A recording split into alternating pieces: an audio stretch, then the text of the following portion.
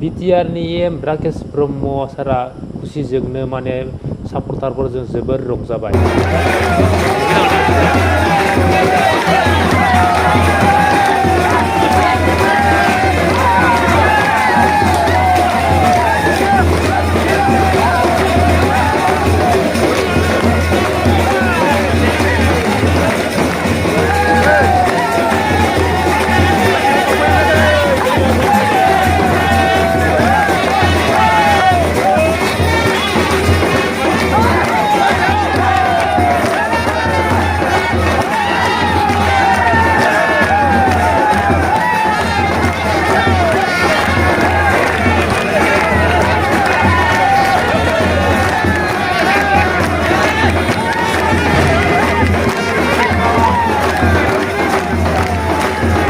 बिटिआरनि राकेश ब्रह्म सारा मानो खुसिजों रंजाखौ नोंथांमोना बुजिबाय जानांगौ।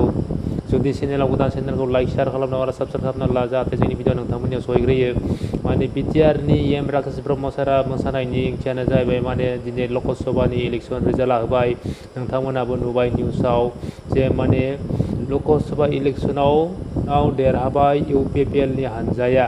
माने आङो क'क्राझार लकसभानि सिङाव थानाय सासे भटार्स नालाय आं क'क्राझार लकसभानि केन्डिडेटनि सोमोन्दै बुंबाय जे माने क'क्राझार लकसभानि केन्डिडेटआनो जाबाय इउपिपिएल हानजानिफ्राय जयन्त बसुमतारी दंमोन आरो बिपिएफ हानजानिफ्राय खाम्फा बरगयारी दंमोन।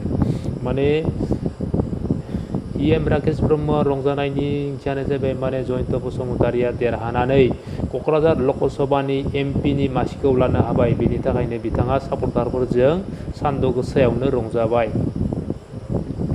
आङो आगोलनि भिडिअ'आवबो बुंखादों माने एलायन्स थानाय सरकारा देरहागोन, माने साथाम प्लेयार गोनां टिमा देरहागोन आरो सासेल' प्लेयार गोनां टिमा जेनगोन होनखादोंमोन। माने एलायन्सआव सोर दंमोन नोंथांमोनाबो मिथिखागौ जेन माने इउपिपिएलआ एलायन्सआव दंमोन, बिजेपि एजेपि एलायन्सआव दंमोन आरो हारसिङै सोर दंमोन बिपिएफआ माने खाम्फा बरगयारीया।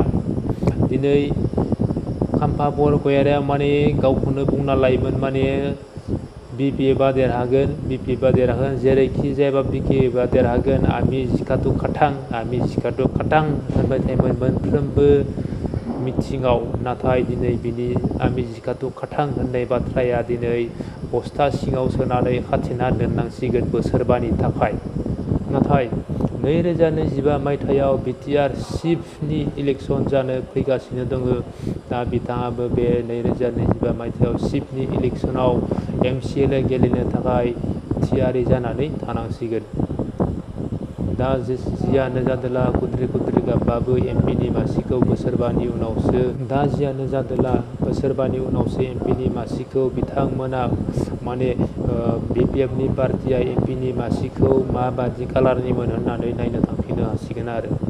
दा जियानो जादोला इलेक्सना थांगोन फैगोन बे इलेक्सननि थाखायनो गामिनि मानसिफोरा पाब्लिकफोरा माने गावजों गाव एना एनि जानानै थानो नाङा, बयबो मिलायनानै थानांगौ। भिडिअखौ जोबजासिम नायनो थाखाय गोजोन्थों।